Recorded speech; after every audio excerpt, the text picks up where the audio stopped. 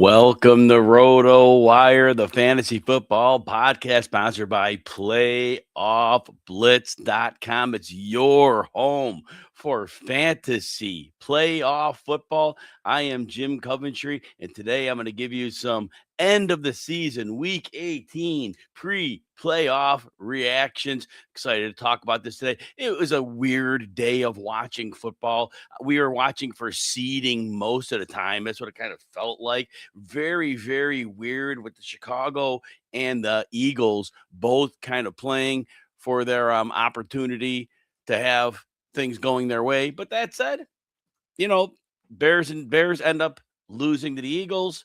I'm sorry, I totally butchered out. The Bears end up losing to the Lions. They came back from 16 down, so that was very interesting. Not quite sure what happened there, but you know, end of the day, then the Eagles have a chance, but they're already down by 7 to Washington. So both teams lose. Bears remain the 2 seed. The Eagles remain the 3 seed, and there's that. Not as much drama in the AFC. Broncos took care of business. And all the top teams took care of business, including the Jaguars. So all that said, let's go to instant reaction number one. The Seahawks clinch the number 1 seed on Saturday night, beating the 49ers 13-3. What a low scoring game that certainly was. Now, the 49ers, hey, look, you can give all the credit to Seattle. 49ers, no Trent Williams, their left tackle. Does make a difference. He may still be the best lineman in the league. Very possible he is. So if that's the case, that was a big loss. Now they've been without Ricky Pearsall most of the year, so I don't know if they really missed Ricky Pearsall at all. So there's that. But all that said, 49ers, they got soundly beaten. They couldn't get the run game going. And then they were always seemingly in terrible down and distance situations. So Brock Purdy does go 19-27, but only 127 yards and an interception. And Purdy ran for 21, but there was just nothing. They got a late drive where they finally looked like they had a chance. They were going to try to make their big comeback. And then, of course, Purdy gets a ball tipped at the line by Boyamafe. McCaffrey can almost reel in, but it tips off of his hand, gets intercepted inside the 5 or so yard line. And that was that opportunity for the 49ers to make that crazy late comeback. Did not happen. We'll go to the Seahawks side in a minute. The 49ers side, good thing we don't play fantasy in week 18. More on that one later. A few of you do. Sorry if you do, because that's an exercise in futility, in my humble opinion. But Juwan Jennings leads teams with 35 receiving yards, 4 for 35. Now, McCaffrey, 6 catches for 34. Kittle, he had 1 20-yard catch. Other than that, his other 4 catches were 9 yards. Seattle did an amazing job getting people on Kittle as soon as he touched the football. Other than that one pass where he was schemed up open, and I think Seattle was kind of forgot about him for a minute, which, how do you do that? But they were great the whole game. So that said, yeah, at home, 49ers had a chance to get the 1 seed. They do not. And the 49ers do not get the 5 seed either, because the Rams ended up hanging on and take care of business against the Cardinals. So we'll talk about the playoff seeding later. 49ers will slot in as the number 6 seed ahead of the Green Bay Packers. Seattle claim the number 1 seed. They'll have a bye week. And those bye weeks are huge. It's just like in fantasy football. In fantasy football, the beauty of the bye week is that you can't get run over by a hot team, a hot player, a bad situation, bad weather, whatever it is. There's 1 week where you have nothing to worry about because you don't have to play a game because you earned the week off. And as you all know, for a number of years now, there's only 1 bye in each conference. And you know that. But years ago, it used to be 2. But this is a totally different world for a number of years now. And that bye is so precious because nobody else gets it. Now, other teams create their own bye. See Philadelphia Eagles, for example, but not too many in the Packers. Those 2 teams kind of treat it as a bye week. As we go through the playoff field there, I think in my mind, those are the only 2 teams that really kind of created their own bye week. I'll check that as we go through the playoff field later. But so Seattle. Now, Sam Darnold's efficient. 20-26, buck 98, no touchdowns, no interceptions. The ground game carried them. The 49ers are a bad defense. That's simple. Bears lit them up for 38. Seahawks only scored 13, but they just ran the ball up and down the field. And both Kenneth Walker and Zach Charbonnet had outstanding games. Charbonnet had 97 scrimmage yards and a touchdown. Walker had 133 scrimmage yards. Of course, no touchdown. It always works that way. Charbonnet gets the score. Smith and Jigba, the only receiver of consequence, 6 for 84. Other than the running backs, Cooper Kupp was next with 29 yards. So again, it's always Jackson Smith and Jigba and the running backs. And hopefully the Seahawks defense does enough to get them the big win. Now, when you look back at this game, and you hear me talk about Kenneth Walker almost every week, very polarizing player. And I'm not a coach. I'd love to be one, but I'm not qualified for that. But I would say this. Oh, we're playing Kenneth Walker. All right, make sure we get our linebackers out nice and wide. Dare them to win up the middle. Because I say it over and over and over. Kenneth Walker is an amazing college runner. Just get to the corner store and go. If he faces NFL defenses that are not good at setting the edge and getting the perimeter covered, he will eat you alive. Great college runner. Pro runner up the middle. Once in a while, he pops a run inside. Once in a while. But other than that, his bad games usually come when the defense realizes, oh, it's Kenneth Walker. All right, we'll just seal up those outside lanes, and he's done. And that's usually what happens. Charbonnet, a little more diverse. We can get a little bit more done. Say what you will, and argue back and forth. I know that people have their different opinions about, Walker and Charbonnet, but it is what it is. And Smith and Jigba, of course, super stud. You'll see, if you're watching this and not listening to it, you'll see you can go to rotowire.com/football/fantasy awards. And RotoWire this week is going to have the fantasy awards. Be putting out a video with Alan Sosowski on Monday to promote it. But the votes will come in, and then we will reveal the winners that you will vote for. So make sure that you're voting. Again, rotowire.com/football/fantasy awards. Do that soon before that window to vote closes up. All right. So I will say this next. The Seahawks with the number 1 seed.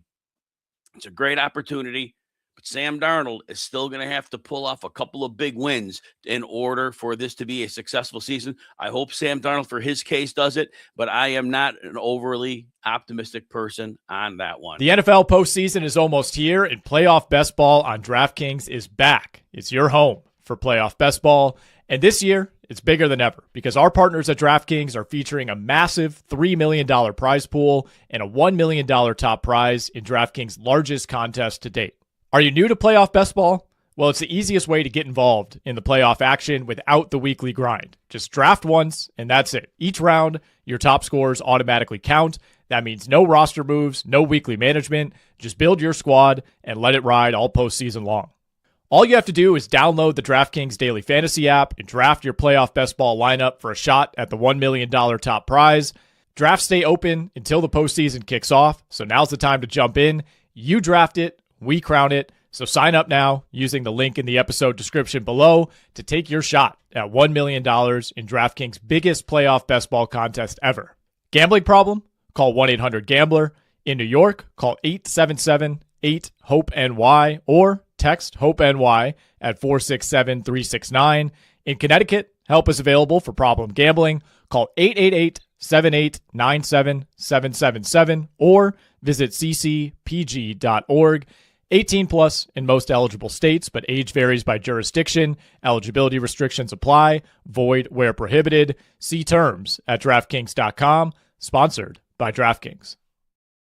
All right, everybody. Instant reaction number 2. The Panthers lose the battle, but they win the war. Saturday game, Buccaneers 16, Panthers 14. Played in a rainstorm in Tampa Bay. But what a fun game for those that like to watch weather games, which that definitely was a weather game.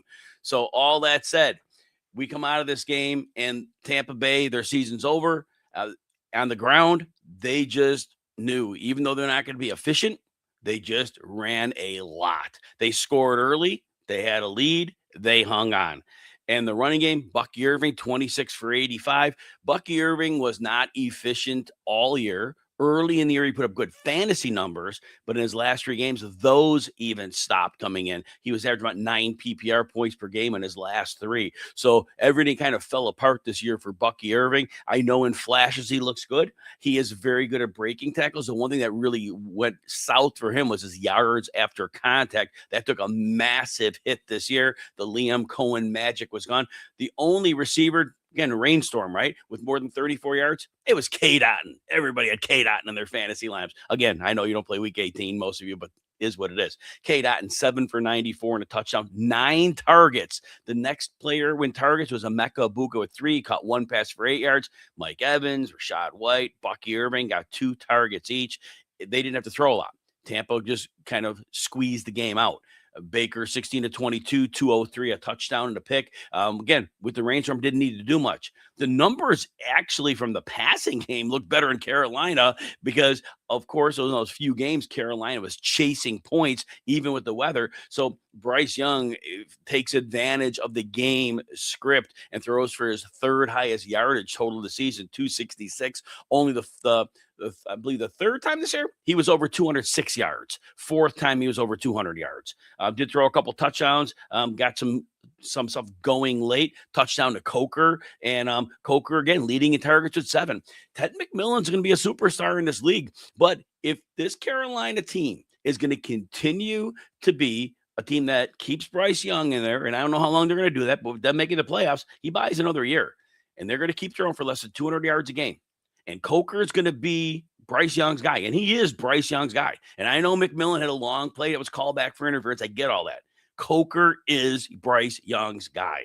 Because Ted McMillan, we saw his fantasy value take a hit as soon as Coker really got reestablished back in from injury. Anyway, McMillan does get more yardage. Of course, less catches, 4 for 85. But again, McMillan was a great floor play almost all year.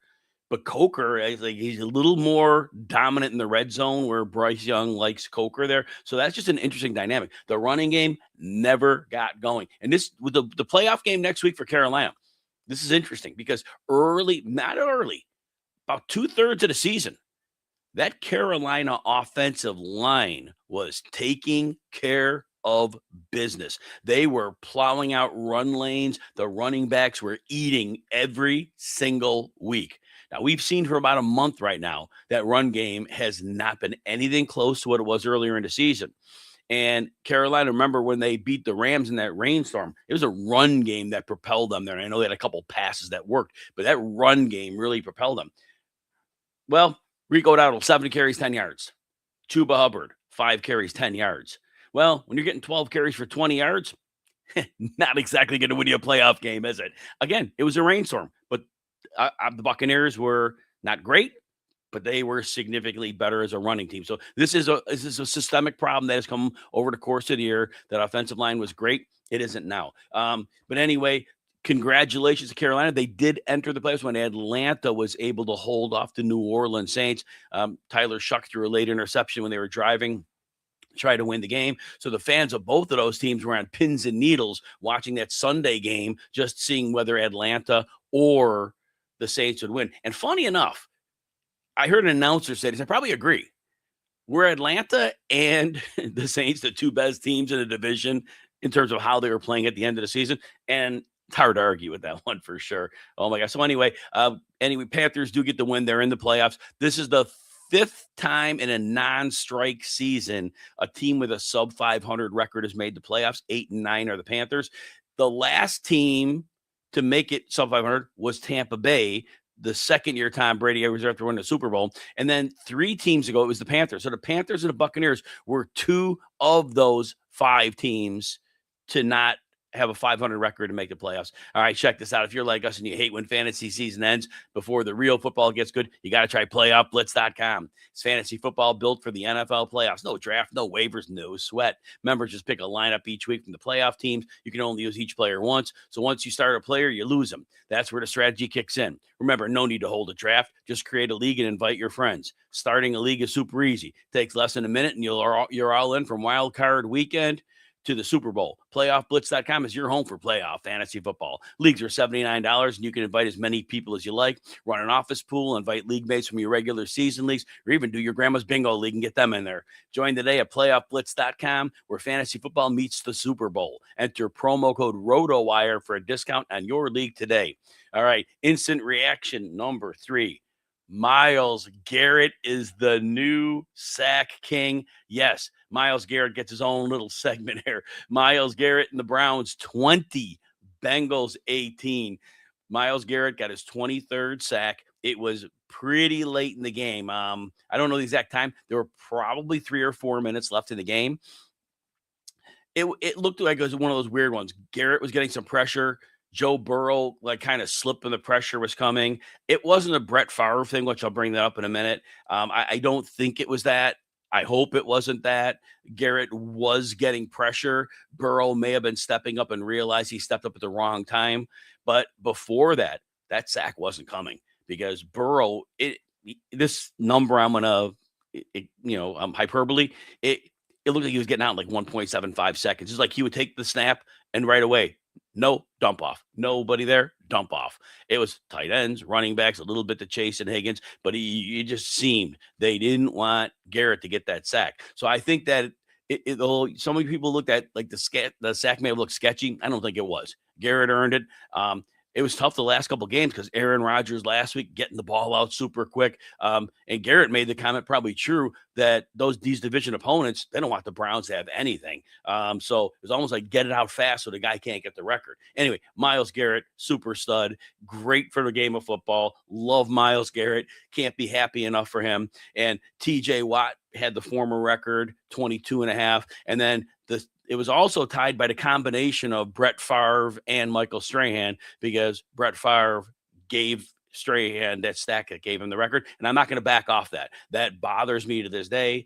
That was such an egregious thing in the record book.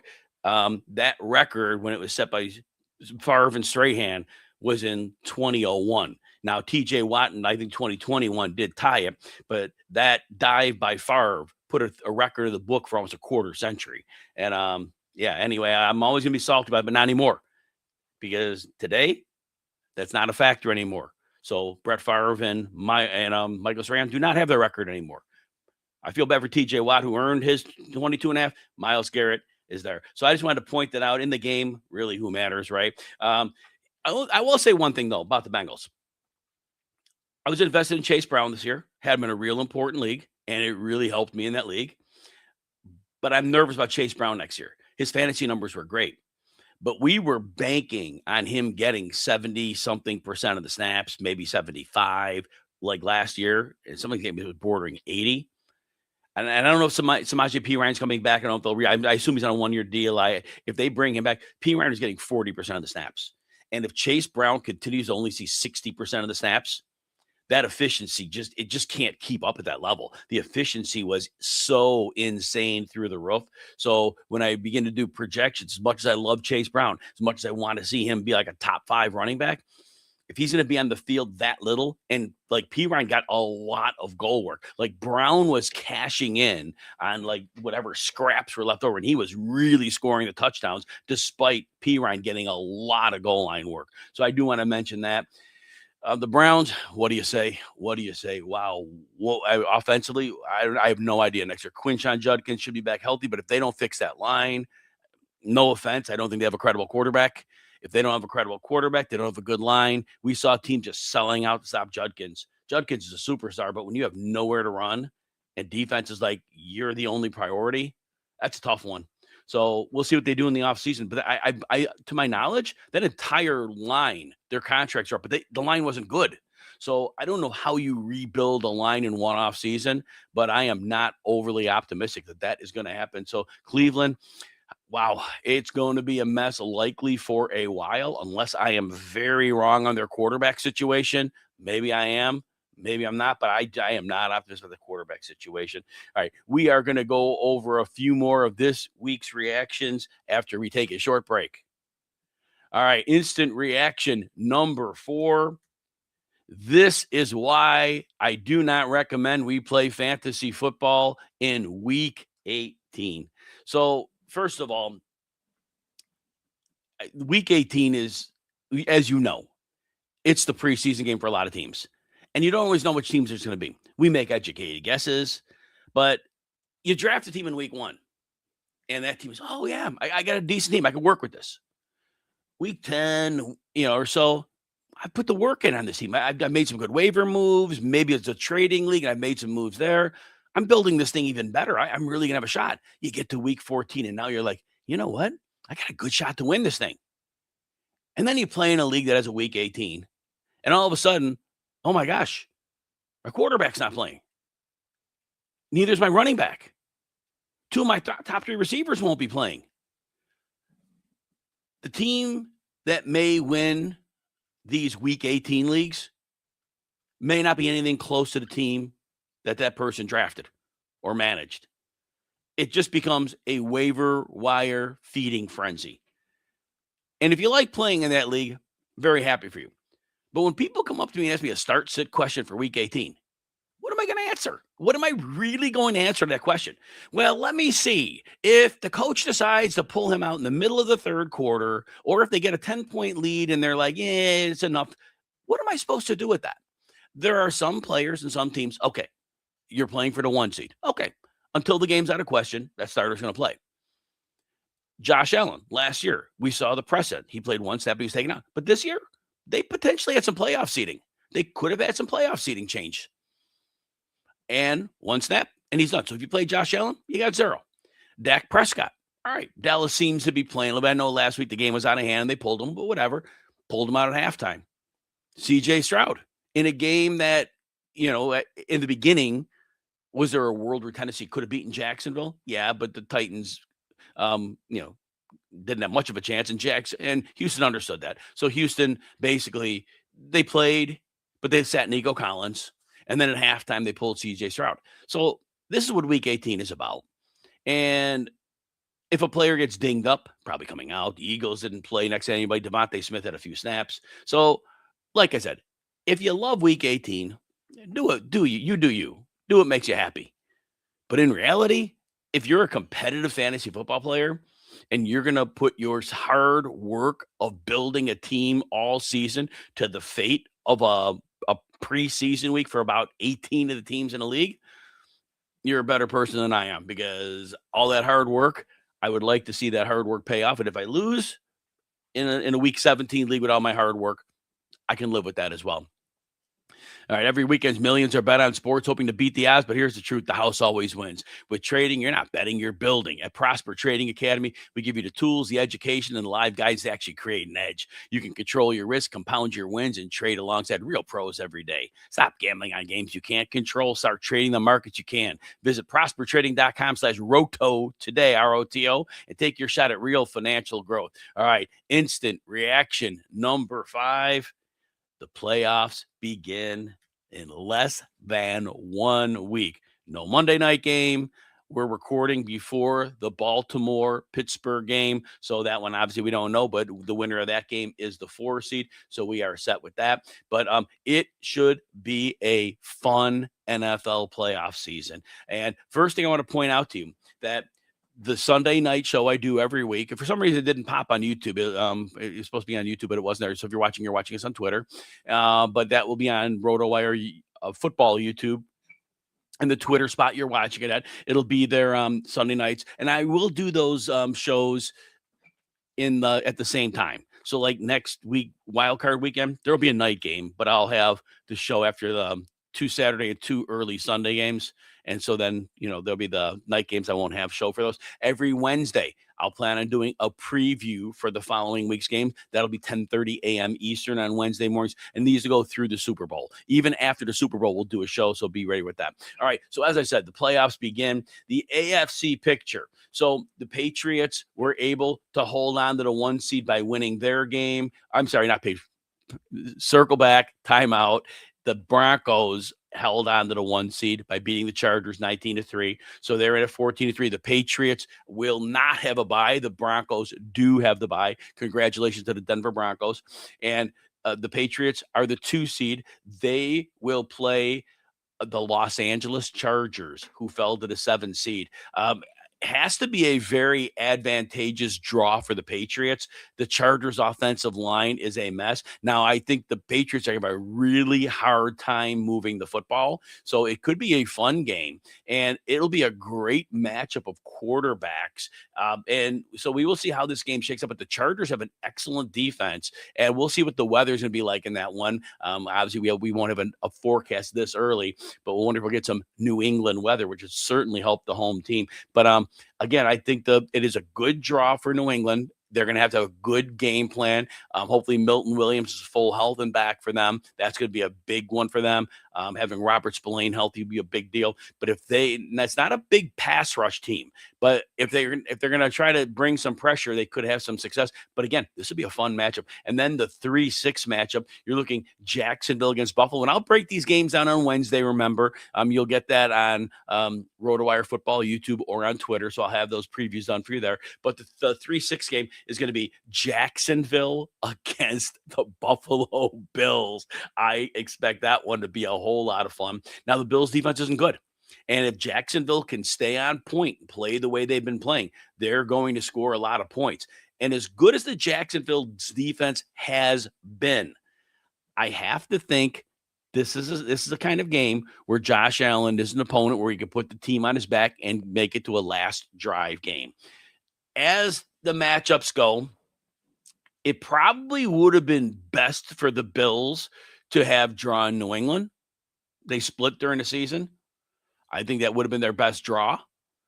But the Jacksonville game is interesting because if Trevor Lawrence is off his game a bit, if Sean McDermott has a bit of a game plan that could muddy up some looks for him, it could be really interesting because the Jacksonville run game is far from dominant. As much as I love Travis Etienne, he's had a great season. It's not going to be a great matchup. And so if they're not getting it going on the ground, it's going to be fun to see how that shakes out. We'll see how Buffalo's health is. They have a number of players who are injured and have been on their virtual ways of getting back. And we'll see how that shakes out. And now as of this recording, we know the Texans will be playing either the Ravens or the Steelers. Wow, the Texans with that defense. I really am going to be interested to see how the Ravens or the Steelers are going to have much success moving against them because that defense can play it at one heck of a level. Excited for that. And then over in the NFC, as I said at the beginning of the show, first of all, Seattle has the bye, so we know that they have that comfortable week off. And then we said at the beginning of the show also, the Bears and the Eagles, like neither of them wanted that 2 seed. The Bears came back from a 16-point deficit against Detroit, and then they ultimately lost. And then the Eagles couldn't come back, and they fall behind the Washington Commanders. Both teams go 11-6. And 3 games behind Seattle. Wow, that was a pretty big margin. The teams in the NFC West were closer than those 2 division winners. Anyway, the Bears are the 2 seed, and they'll be playing the Green Bay Packers. Now, remember, the first meeting, the Bears won that meeting. The second meeting, the Packers were in really good shape until that game, the onside kick late. Remember, Jordan Love got knocked out in the first quarter with a concussion. So this is going to be a very good third meeting between these teams. So we'll see how now the Bears won them both, but that second game, that was kind of a weird one. That onside kick is not going to happen again, and Jordan Love will be there. So we'll see how that goes. And then 3 versus 6, you're going to have the Eagles hosting the 49ers. Now, Vic Fangio's defense has played at an incredible level in many games, but we know there is one spot on the cornerback island that is a real problem for Philadelphia. And don't think for a minute that Kyle Shanahan's not going to pick on that all day long. And don't think that we're going to see a lot of George Kittle in this one, of course, McCaffrey. So that's going to be a fun. And then the big question will be, the Eagles offense has been really on and off. This is a fantastic matchup for them. If they can get their offense going well here, they have an opportunity to score a lot of points. But again, they have really bonked in some good matchups. We'll see if Lane Johnson's expected back. The right tackle should be back for that one. But the Eagles are going to have to come out the gates hot because they may be in a score fest. And then the 4-5, Carolina hosts the Rams. Now, the Carolina did beat the Rams earlier in the year. There was a rainstorm in Carolina. That was when that running game was really clicking for the Panthers, and they were able to – there was like a 13-minute drive in that game with the Panthers not running the ball like they were. It will be very interesting to see if Carolina can give the Rams much of a game. Now, the Rams came out. They lost to Atlanta. They were in trouble for a while against Arizona. So we'll see if their playoff mind's better. Of course, getting Devontae Adams changes a lot, assuming he's ready to go because he sat out the last 2 games with a hamstring issue. If they get him back, that's a massive, massive difference for them. But what an upcoming schedule. Now, like I told you earlier, RotoWire has fantasy football awards for the season. You go to rotowire.com/football/fantasy awards. Tomorrow on Monday, myself and Elsa Sosowski will do a preview video to kind of launch us, get the votes in right away. We'll get them tabulated. We'll do a wrap-up show, Alan and myself, and we'll go over who you decide are the fantasy award winners for the 2025 season. Also, remember, every Sunday during the playoffs when there's games, same time, 7:45 Eastern, I'll be back on this platform you're watching. I'll also be on RotoWire Fantasy Football YouTube. It'll be this time on Sundays. We'll go over whatever game action to that point. And then every Wednesday up till the Super Bowl, we will preview the week's games. We want to thank our sponsors, DraftKings, playoff best ball with $1 million grand prize. And thanks to everyone for listening. Come back next week for another edition of the RotoWire Fantasy Football Podcast.